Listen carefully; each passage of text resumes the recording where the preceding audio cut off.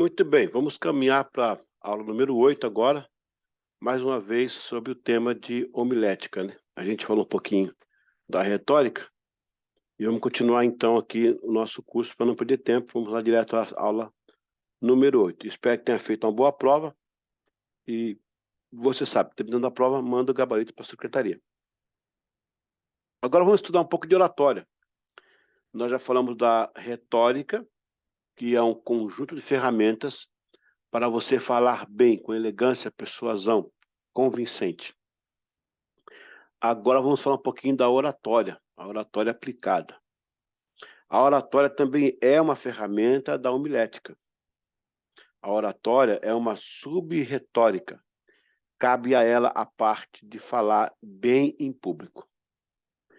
A retórica reúne mais elementos, sendo a oratória um desses elementos, neste caso específico do falar em público. A eloquência, a postura de voz, o volume da voz, tudo faz parte do conjunto que observa a oratória. Presta atenção que a retórica, ela analisa um pouquinho mais. A retórica analisa o quesito de persuasão, contexto, né? O calçamento do tema. Já a oratória está especificamente ligada à forma de você falar.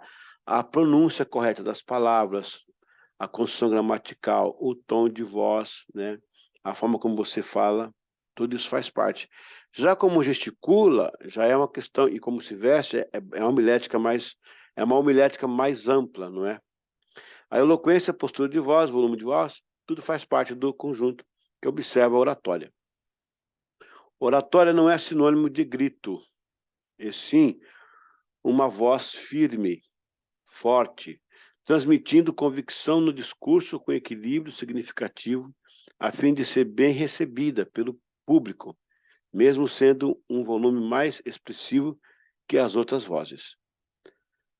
A oratória tem grande respeito pela comunidade da comunicação, sendo uma verdadeira ciência. Vamos agora ver os 5 pilares da oratória. Assim como a retórica possui lá seus 5 tópicos, né? Aqui a oratória também tem 5 pilares. O primeiro pilar é vertente objetiva. Uma vertente, porque ele é uma vertente, né? A oratória, ela se divide ali dentro da homilética, né? Que no caso ela está junto com a retórica. Então é uma vertente objetiva. Não tem negociação com outros assuntos. A concentração está na voz, na impostação, no jeito de falar, na forma de falar, né? Na respiração e tudo isso. Características específicas, exatamente. A sua característica é lidar diretamente com a voz. Eu não falo nem argumentação, contexto, né? Técnicas de expressão corporal, o modo de olhar, apontar, gesticular, já está dentro da homilética avançada, mas faz parte também da oratória. Regras de alcance, o que você vai fazer para alcançar determinado público, né? Você não vai chegar numa roça fazendo piada de metrô. Alguns nem sabem o que é metrô, né? E assim vai.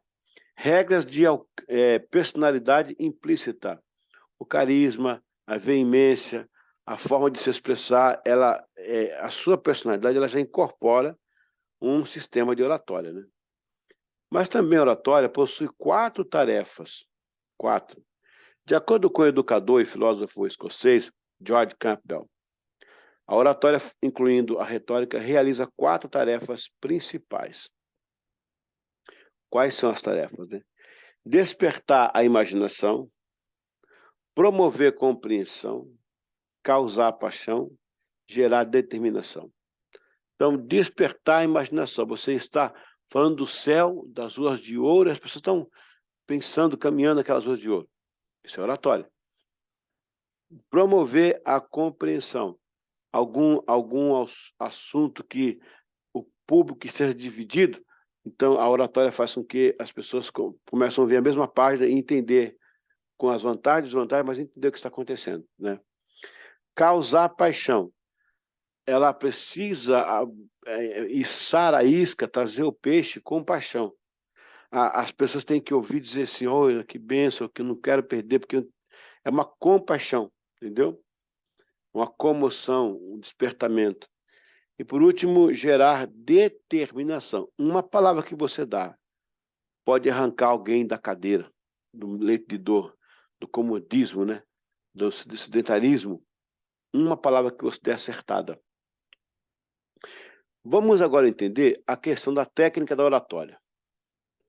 O bom da oratória é que ela pode ser aprendida, melhorando e desenvolvida em pessoas que têm inclinação para a mesma.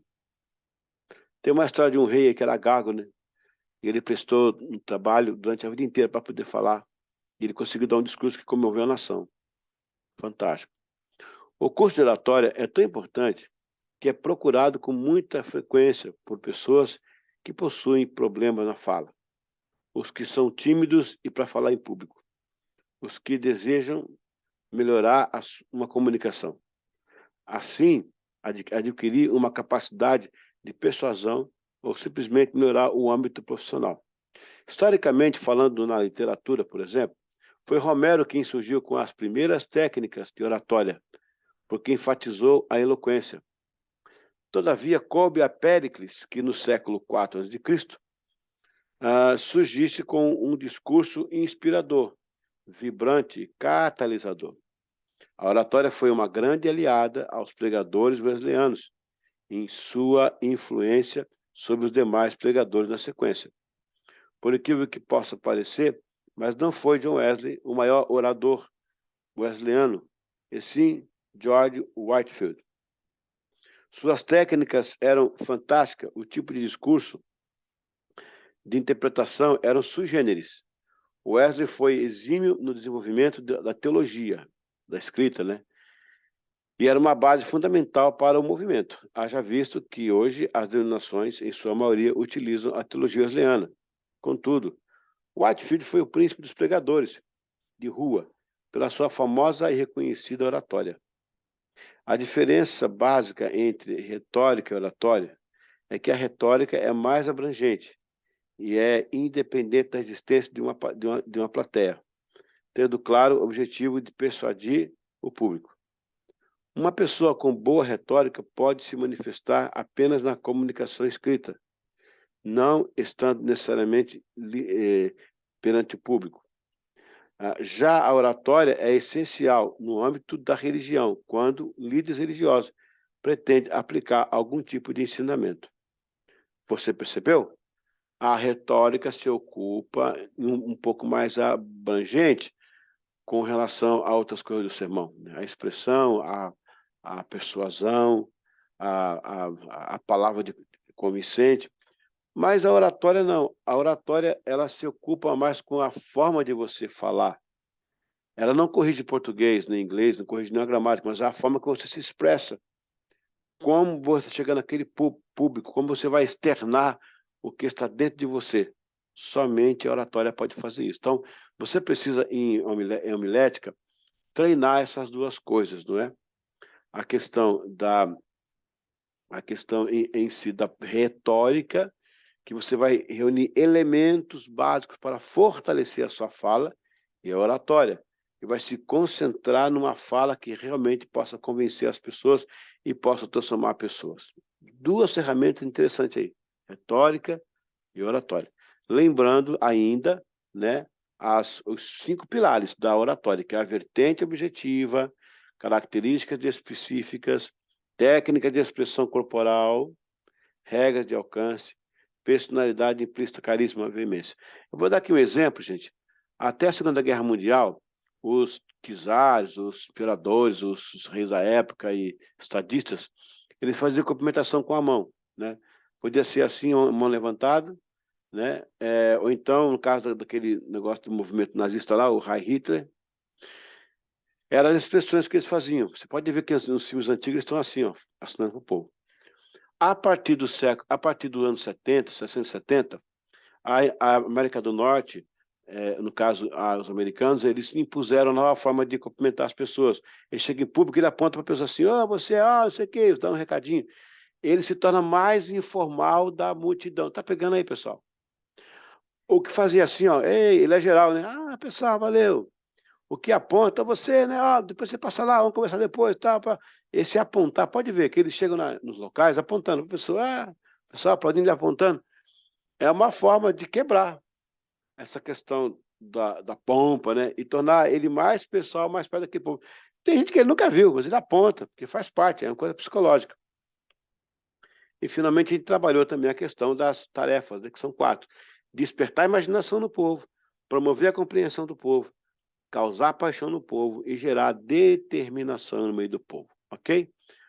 Muito bem, essa foi a aula 8.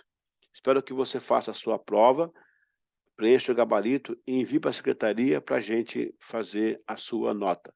Até a próxima aula, daqui a pouquinho, aula número 9. Valeu!